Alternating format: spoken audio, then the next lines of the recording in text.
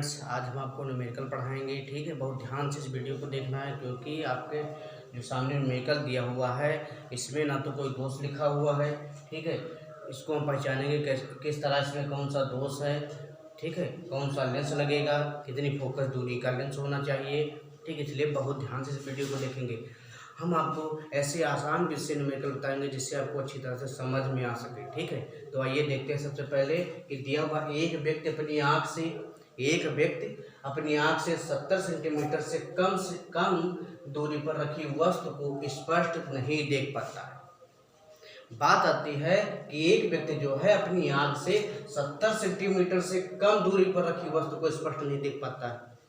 ठीक है, इस व्यक्ति की आँख में किस प्रकार का दोष है, पूछ रहा है कि बताओ कि इस व्यक्ति के आँख में किस प्रकार का दोष है। ठीक है, इस दोष का निवारण करने के लिए किस प्रकार का लेंस तथा कितनी फोकस दूरी का लेंस का उपयोग करेंगे। ठीक है, तो सबसे पहले इस सवाल को हम पढ़ेंगे, फिर बहुत ध्यान से समझना है कि इसमें कौन सा दोष होगा, कि कौन सा लेंस लगाया जाएगा जिससे दोष का निवारण हो सके। ठीक, कितनी फोकस दूरी का लेंस होना चाहिए।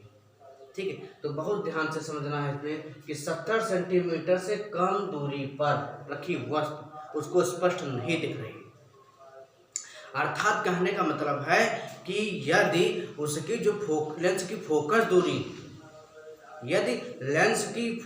दूरी इतनी होनी चाहिए कि 25 सेंटीमीटर दूरी पर रखी वस्तु का प्रतिबिंब जो है आंख के सामने 70 सेंटीमीटर पर बने। ठीक, 70 सेंटीमीटर की दूरी पर बने। बात इसमें है कि 70 सेंटीमीटर से कम दूरी पर रखी वस्तु है।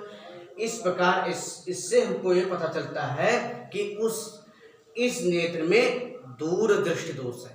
कौन सा दोष है? दूरदृष्टि दोष।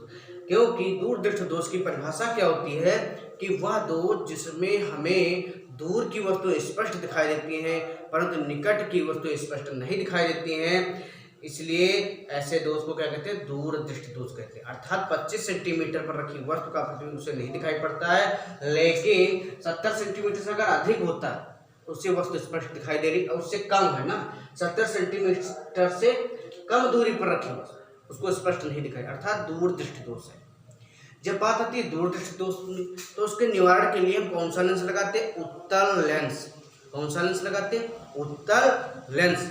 ये पॉइंट याद रखना, सदैव दूरदृष्टि दोष की बात आ जाए तो उस दोष को निवारण करने के लिए हम उत्तल लेंस का प्रयोग करते हैं। ठीक है, कौन से लेंस का? उत्तल लेंस का। बात जब उत्तल लेंस की आ जाए तो हम चिन्ह पर पाटी पर ध्यान देते हैं। फिर ठीक, आइए आप हम न्यूमेरिकल को उसको हल करेंगे। सबसे पहले कि दिया हुआ है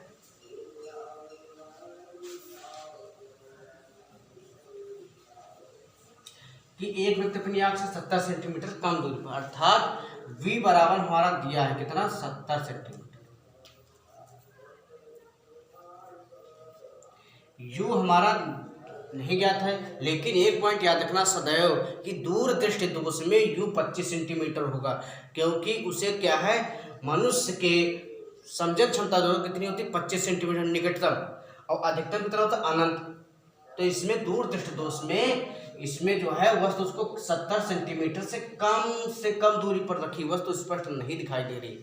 अर्थात यदि वस्तु 25 सेंटीमीटर से अधिक दूर वस्तु के सामने 70 वस्तु के कहने का मतलब यदि वस्तु का जो लेंस की फोकस दूरी होनी चाहिए कि 25 सेंटीमीटर दूरी पर रखी वस्तु का प्रतिबिंब जो आंख के सामने 70 सेंटीमीटर दूरी पर बने, तब उसे वस्तु स्पष्ट दिखाई पड़ती। तो इसलिए हम लेंस लगाएंगे तो उसमें क्या होता है? देखो 70 सेंटीमीटर, यहाँ पे v बराबर u मान लेंगे 25 सेंटीमीटर। जब कभी भी केवल v दिया हो, बहुत ध्यान से, जब कभी भी केवल v दिया हो, u न ज्ञात हो, तो हम सबसे पहले जान लेंगे कि कौन सा दोष है। तो यदि लिखा है तो कोई बात ही नहीं, तो दूरदृष्टि दोष है तो u बराबर 25 सेंटीमीटर। ठीक है, माइनस का।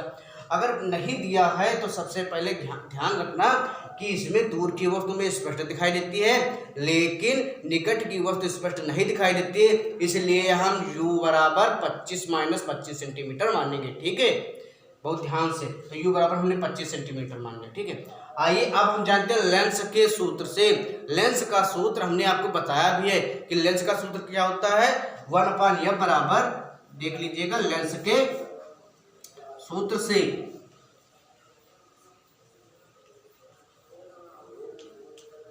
ठीक है। लेंस का सूत्र क्या होता है, बहुत ध्यान से, 1/f बराबर 1/v माइनस का 1/u। ठीक है, आइए अब हम जानेंगे 1/f बराबर माइनस v का मान दिया है, कितना दिया है, -70। ठीक है, यहाँ पे u का मान कितना दिया है, -25। ठीक है, तो अब देखेंगे यहाँ पे बराबर 1/f बराबर -1/70, यहाँ पे माइनस माइनस का प्लस 1/25। ठीक है, अब यहाँ पे लास्ट में बराबर करेंगे तो 1/एलसीएम लेने पर 1/, यहाँ पे कर देंगे 1/70 माइनस का वो भी, तो यहाँ पे 5 से, यहाँ पे 5 से प्लस 1/25, यहाँ पे 14। ठीक है, तो यहाँ पे हो जाएगा, यहाँ पे कर दिया 1 × 14, यहाँ पे 25 × 14, इसको जब गुणा करेंगे तो ये सेम हो जाएगा। तो यहाँ पे f बराबर माइनस का 5 × 5 बटे, यहाँ पे 350 प्लस ऊपर 14 बटे 350। ठीक, आइए हम जानेंगे 1/f बराबर, यहाँ पे 1/f बराबर -5 प्लस 14 बटे 350। ठीक, कितना हो जाए, 350।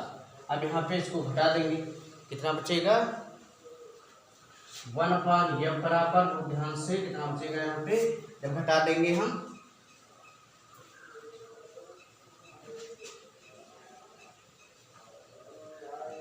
9 बटे 350। अब हम इसको डिवाइड करेंगे, तो डिवाइड जब करेंगे तो यहाँ पे हो जाएगा, देखो कैसे, f बराबर कर लेंगे 350 बटे 9, कोई दिक्कत, यहाँ पे भाग दे देंगे तो आएगा आपका 38। देख लीजिएगा, यहाँ पे भाग देने पर 38.9, यह बराबर आपका 38.9। ठीक है, क्या, सेंटीमीटर। फोकस दूरी ज्ञात कर लिया हमने। ठीक है, अर्थात कहने का मतलब लेंस की जो फोकस दूरी होगी तो 38.9 सेंटीमीटर की होगी, तो स्पष्ट हमें वस्तु दिखाई देगी। ठीक है, तो आइए हम जानेंगे लेंस का निवारण के लिए कि इस व्यक्ति की आंख में किस प्रकार का दोष है। तो लिख लेंगे, इस व्यक्ति की आंख में दूरदृष्टि दोष है। ठीक है, उसके बाद क्या, इस दोष का निवारण करने के लिए किस प्रकार का लेंस लगाते हैं, तो ये हम लोग जानते हैं कि दूरदृष्टि दोष की बात आती है तो उत्तल लेंस लगाते हैं, यदि निकट दृष्टि दोष की बात आ जाए तो हम अवतल लेंस लगाते हैं। ठीक है, तो इसमें किस दोष की बात है, दूरदृष्टि दोष की बात है, तो उत्तल लेंस का प्रयोग करते हैं। ठीक है, बहुत ध्यान से इस न्यूमेरिकल को फिर से देख लेंगे एक बार, कि जब कभी भी इस टाइप का न्यूमेरिकल हो उसमें v दिया हो, ठीक है, तो उसी सवाल से हम देख लेते हैं कि वस्तु का प्रतिबिंब जो है कहाँ पे बन रहा है।